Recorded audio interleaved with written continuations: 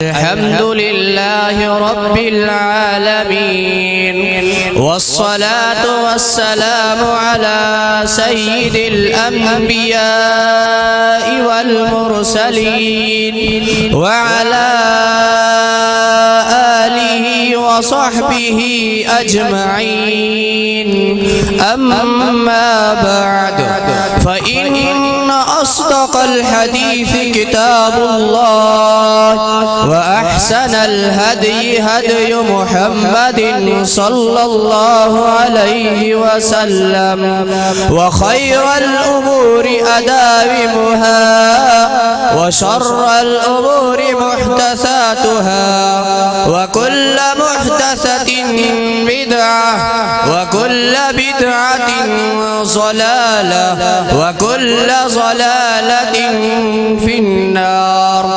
باب قول الله تعالى ونضع الموازين القسط ليوم القيامة وأن أعمال بني آدم وقولهم يوزن. وقال مجاهد القسطاس العدل بالرومية ويقال القسط مصدر المقسط وهو العادل وأما القاسط فهو الجائر. حدثنا أحمد بن أشكاب قال حدثنا محمد بن فضيل عن عمارة بن القعقاع عن أبي زرعة عن أبي هريرة رضي الله تعالى عنه قال قال النبي صلى الله عليه وسلم كلمتان حبيبتان إلى الرحمن خفيفتان على اللسان ثقيلتان في الميزان سبحان الله وبحمده سبحان الله العظيم صدق الله العظيم. بسم الله الرحمن الرحيم. اللهم صل على سيدنا ومولانا محمد وعلى آل محمد كما صليت على إبراهيم وعلى آل إبراهيم إنك حميد مجيد. सब का पेरिया मुबारक जे लायक हन उहे जवान जन अल्लाह जे दीन के पंहिंजे सीने में जाए ॾिनी.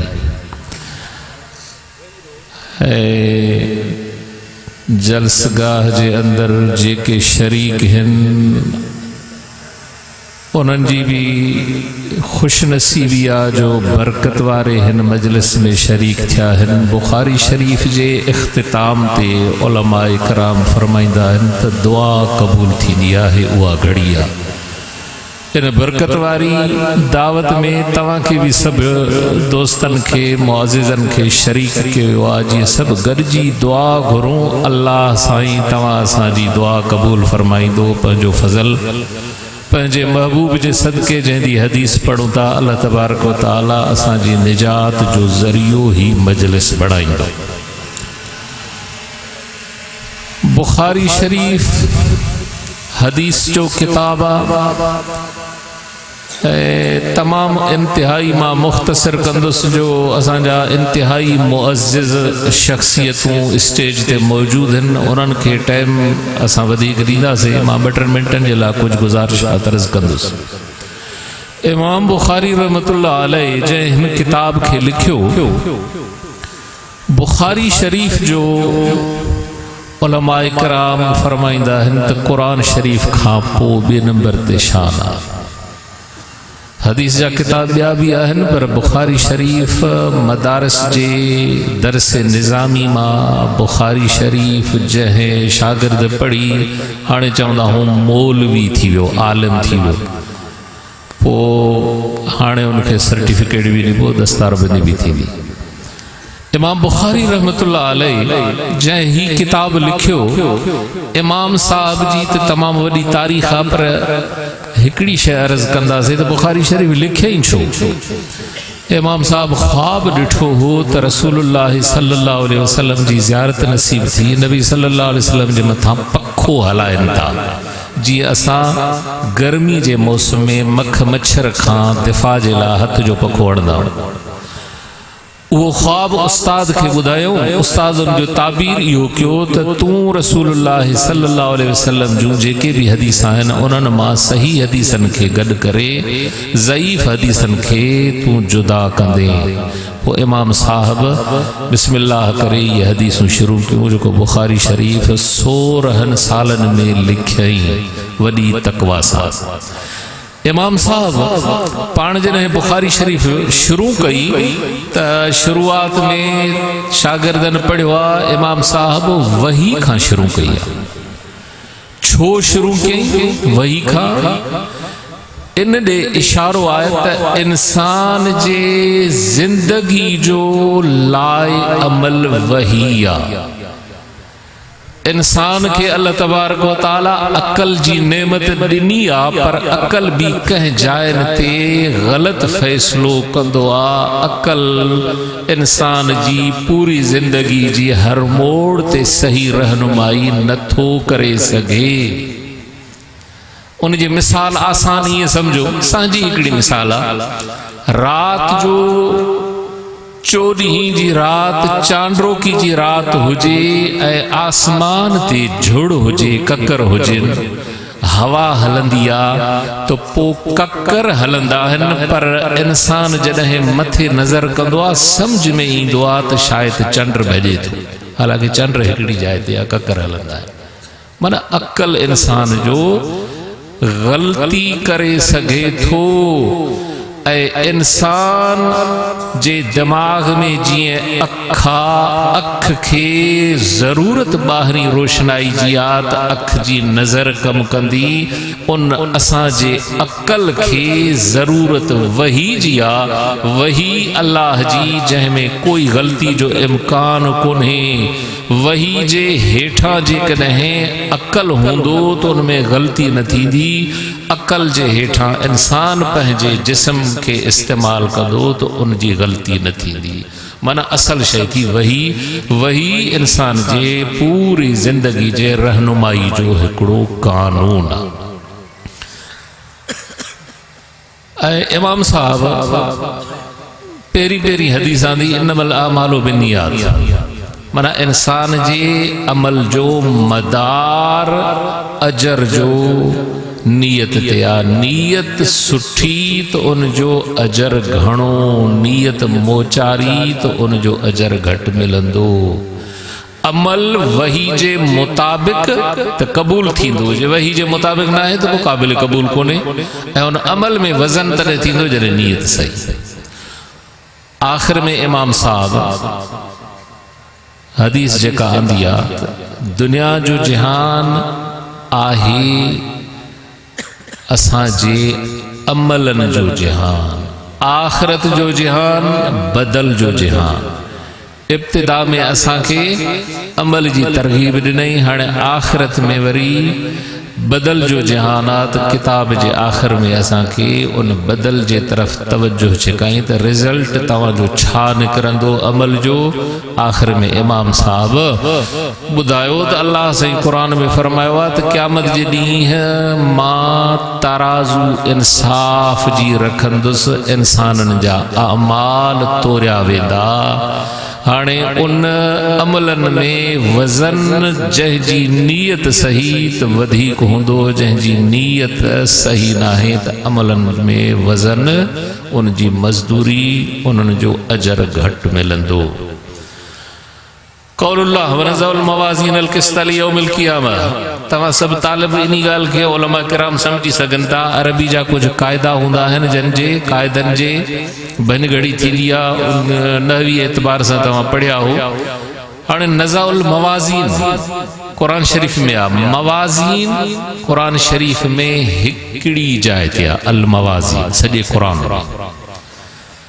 मवाज़ीन जमो आहे। पोइ उलमा इकराम लिखनि था त भला ताराज़ी हिकिड़ी हूंदी या घणी हूंदियूं? पोइ जमहूर उलमा जो कौल आहे त हिकिड़ी तराज़ी हूंदी, पर केतिरी वॾी हूंदी? 7 आसमान 7 ज़मीनूं गॾु कयो, उन्हनि जे हिकिड़े पलड़े में रखो, उन जी हैसियत ईअं हूंदी जीअं हिकिड़े वॾे मैदान में हिकिड़ो छल्लो, जंहिंखे मुंडरी चवंदा आहियूं, तमामु नंढड़ी हूंदी आहे, मैदान जे कंहिं कुंड में रखो त उनजी का हैसियत न हूंदी। 7 आसमान 7 ज़मीनूं उन तराज़ी जे हिकिड़े पलड़े में रखो, उनजी हैसियत एतिरी हूंदी, एॾी वॾी तराज़ी हूंदी। असां इंसाफ़ जी तराज़ी रखदासीं। अल क़िस्त, क़िस्त जी माना इंसाफ़ आहे। नवी एतबार सां तव्हां पढ़ी आया हो। इनखे जेकॾहिं मुजरद जे बाब में कढंदासीं त माना ज़ुल्म जी थींदी, जेकॾहिं मज़ीद जे बाब में त पोइ माना इंसाफ़ जी थींदी। हाणे जेकॾहिं को एतराज़ करे त क़िस्त ऐं मवाज़ीन तरक़ी में सिफ़त मौसूफ़िन, इन्हनि जी पाण में मुनासिबत हुजणु ज़रूरी आहे। अल मवाज़ीन जमो ऐं अल क़िस्त मुफ़रद। पोइ जवाब ॾींदा आहिनि त क़िस्त मस्दर आहे, मस्दर मुफ़रद तस्ने जमो में उन्हनि जो हिकिड़ो ई हुकुम आहे। पोइ तंहिंजे करे एतराज़ न थींदो। असां इंसाफ़ जी तराज़ी रखंदासीं। अल क़िस्त जे काफ़ खे ज़बर माना मुजरद जे बाब में कढूं त पोइ ज़ुल्म थींदो। लियौमिल क़ियामत। हाणे सवाल त घणा आहिनि, पर मुख़्तसर लाम तालीलिया ले हिसाब यौमिल क़ियामत। असां इंसाफ़ जी तराज़ी रखदासीं क़यामत जे ॾींहुं हिसाब जे लाइ। व अन आमाल बनी आदम व क़ौलुहुम यूज़न, इंसाननि जा अमल तोरिया वेंदा, इंसाननि जा कौल तोरिया वेंदा। हाणे हिकिड़ो फ़िरक़ो हो, उनजो नज़रियो इहो हो त हे महस इंसाफ़ जो नालो आहे, बाक़ी तौर न थींदी, छो त अर्ज़ जी तौर न थींदी आहे। इन जे तफ़सील में वञण जी ज़रूरत नाहे। अॼोकी साइंस उनखे जवाब ॾेई चुकी आहे त अॼोके जहान दौर में अर्ज़ जी तौर थिए थी। जीअं बुखार आहे इन जी तौर थिए थी, गर्मी आहे इन जी तौर थिए थी, शुगर आहे इन जी तौर थिए थी, सर्दी आहे इन्हनि जी तौर थिए थी। माना इंसान जॾहिं पंहिंजे तजुर्बे जे अंदरि अर्ज़ जी तौर करे सघे थो त अल्लाह साईं हिन खां वधीक क़ादिर आहे। अल्लाह साईं इंसाननि जा अमल तोरींदो। तौर छाजी थींदी? पोइ उन में बि मुख़्तलिफ़ कौल आहिनि। कन जो चवण आहे त सहीफ़नि जी तौर थींदी, कन जो चवण आहे त उन अफ़रादनि जी तौर थींदी, कन जो चवण आहे त उन अमलनि खे अल्लाह साईं जुसो ॾींदो, सूरत शक्ल ॾींदो, उन्हनि जी तौर थींदी। पर जमहूर उलमा जो चवण आहे त अल्लाह साईं क़ादिर आहे उन अमलनि खे ई तोरींदो। तोरण वारो केरु हूंदो, इन में बि मुख़्तलिफ़ कौल आहिनि, पर जमहूर उलमा चवनि था जिब्राईल अमीन तोरींदो, सभु बाक़ी मौजूद हूंदा। अमाल जमो आंदई, कौल मुफ़रद आंदई, मस्दर अमाल घणा आहिनि जिन खां अमल पैदा थिए। हथ खां बि थिए, पेर खां बि थिए, नक खां बि थिए, कन खां बि थिए, अख खां बि थिए, घणा आहिनि। पोइ इन जे करे जमो आंदई। कौल मुफ़रद, मस्दर कौल हिकिड़ी आहे। कहिड़ी ज़ुबान? कौल सिर्फ़ ज़ुबान खां थींदो आहे। अमाल इंसाननि जा, बनी आदम जा, ऐं उन जा कौल तोरिया वेंदा। पर हिकिड़ा अहिड़ा इंसान हूंदा, इन जो बि तफ़सील घणो आहे, पर हिकिड़ी सिर्फ़ ख़ुशख़बरी जे तौर ऐं दुआ बि तव्हां सां इज्तिमा वारा घुरूं त अल्लाह साईं असांखे बि उन्हनि मां बणाए। नबी साईं फरमायो त हिकिड़ा इंसाननि जेके नबी साईं जी उम्मत मां बिना हिसाब किताब जे जन्नत में वेंदा। जॾहिं अल्लाह जे नबी फरमायो त बिना हिसाब किताब जी जन्नत में वेंदा, हिकिड़ो सहाबी आहे हज़रत उकाशा रज़ी अल्लाह ताला अन्हु, उथी बि दरख़्वास्त कई, अल्लाह जा हबीब मुंहिंजे लाइ बि दुआ घुरो। नबी साईं फरमायसि तूं बि जन्नती आहे। अॻिते हदीस डिघी आहे, पर हाणे तव्हां सां बि हाज़रीन मजलिस जेके बि आहियूं, अल्लाह खे अर्ज़ कयूं था त रब साईं पंहिंजे महबूब जे सदके असां समूरनि खे बि बिना हिसाब किताब जे जन्नत नसीब फरमा। ऐं ॿी हदीस में ईअं बि आयो आहे त नबी सल्लल्लाहु अलैहि वसल्लम फरमायो त 70,000 मुंहिंजी उम्मत मां, वरी हर हिकु सां 70,000। हाणे 70,000 खे 70,000 सां ज़रब कयो, 10 करोड़ घटि 5 अरब माण्हू। अञा हदीस अॻिते आहे, माना एतिरा बिना हिसाब किताब जे जन्नत में वेंदा।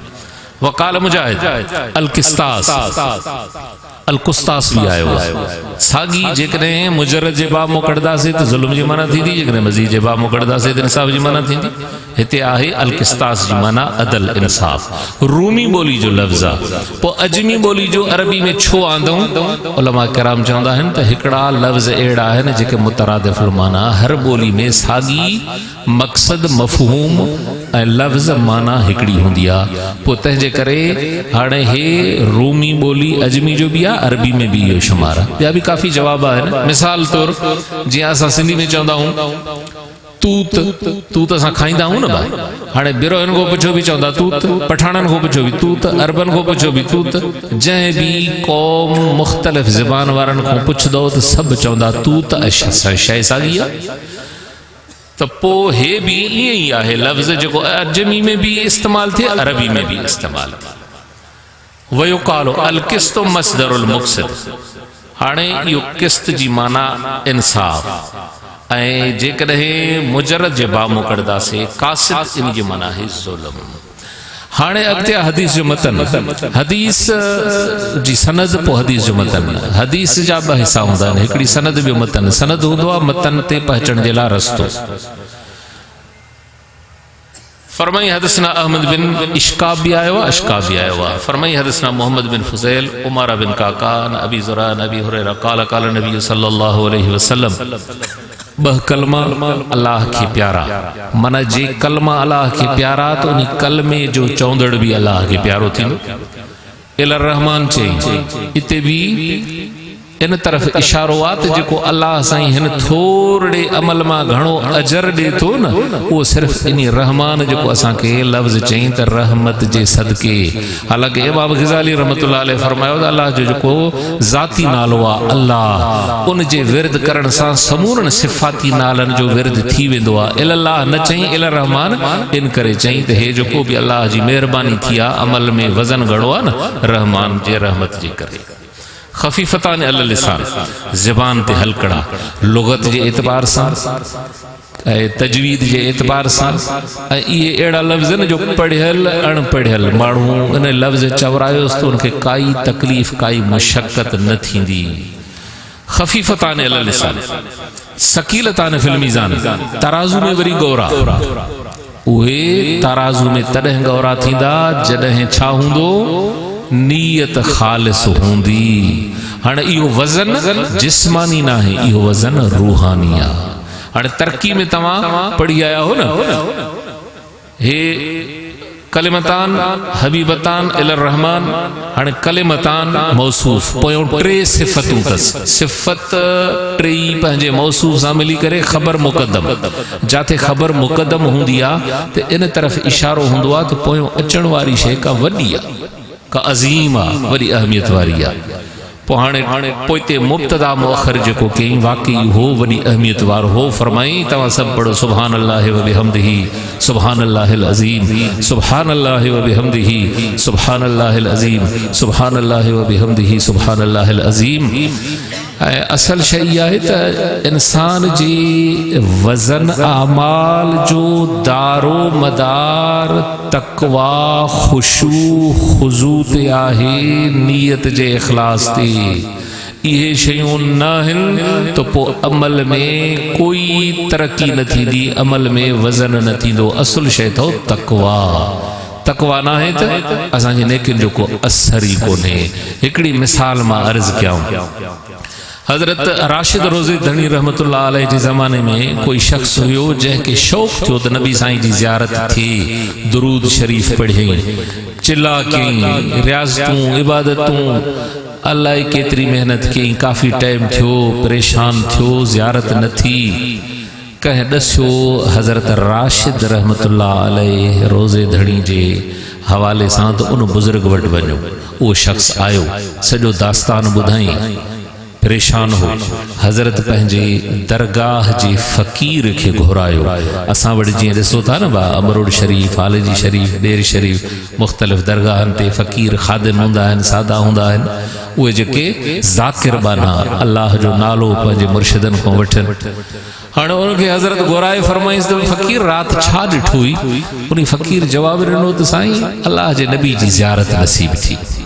वरी फरमाइस त अमल कहिड़ो कंदो अर्ज़ कई साईं 10 दफ़ा दुरूद पढ़ी पोइ सुम्हंदो उनके फ़कीर के हज़रत फरमायो फ़कीर तो हाणे हलियो वञ उन शख्स के फरमाई तू 1,00,000 दुरूद पढ़ियो पोइ बि ज़ियारत न थी हिन 10 दफ़ा दुरूद पढ़ियो ज़ियारत थी फ़र्क़ु छा आहे फ़र्क़ु हिकिड़ो आहे कहिड़ो उहो इहो आहे त हिन दरगाह में वेही अल्लाह वारनि जे अॻियां पंहिंजे दिल खे दुनिया जे गंद कीचड़ गुनाहनि खां साफ़ कयो आहे पाण खे गुनाहनि खां पासो कयो अथई बचायो अथई हाणे दिल साफ़ आहे थोरी नेकी कंदो उनजो असर मिलंदो असां जेकॾहिं दुनिया जे कीचड़ गुनाहनि में ग़रक़ हूं ऐं असां केॾी बि इबादत कयूं उनजो असर ज़ाइल थी वेंदो कोई फ़ाइदो असांखे न थींदो जेसी ते असां तक़वा अख्तियार न कंदासीं गुनाहनि खां पंहिंजी दिलि खे साफ़ न कंदासीं असल शइ इहा आहे असांजे उलमा इहो बि फरमायो आहे त सभ खां वधीक तक़वा कंहिंजी आहे नबी सल्लल्लाहु अलैहि वसल्लम सभ खां वधीक इख़लास कंहिं वटि आहे नबी साईं वटि पोइ नबी सल्लल्लाहु अलैहि वसल्लम ज़ुबान सां हिकु दफ़ो चवे सुभान अल्लाह असां उन जी उम्मत पूरी पूरी ज़िंदगी नेकियूं कयूं नबी साईं जे हिकिड़े लफ़्ज़ सुभान अल्लाह सां मुक़ाबिलो नथियूं करे सघनि अल्लाह खां दुआ आहे अल्लाह साईं तव्हां असांखे अमल जी तौफ़ीक़ अता फरमाए व आख़िर दावाना अल्हम्दुलिल्लाह साईं सिराज अहमद शाह निकाह पढ़ो ऐलान करो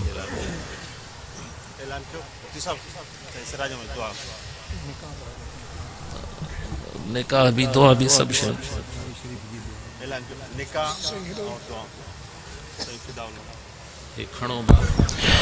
हज़रत साईं हाफिज़ अज़ीज़ुल्लाह साहब जन जे फर्ज़ंद साईं फ़िदाउल्लाह साहब जो वक़्त निकाह थींदो हज़रत साईं सिराज अहमद शाह अमरोटी वक़्त निकाह भी पढ़ाईंदा ऐं दुआ भी घुराईंदा